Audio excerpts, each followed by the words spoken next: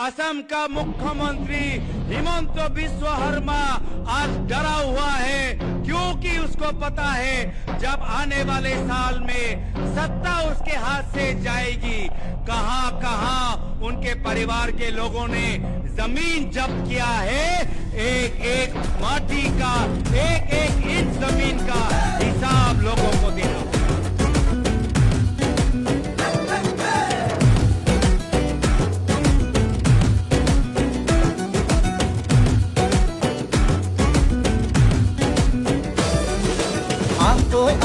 লগে ভাগে জাতিটো বচাবৰ সময় হ'ল, সহোদৰ ভাই মাই ভনী আই হাতে হাত ধৰিনো আগবাঢ়িব।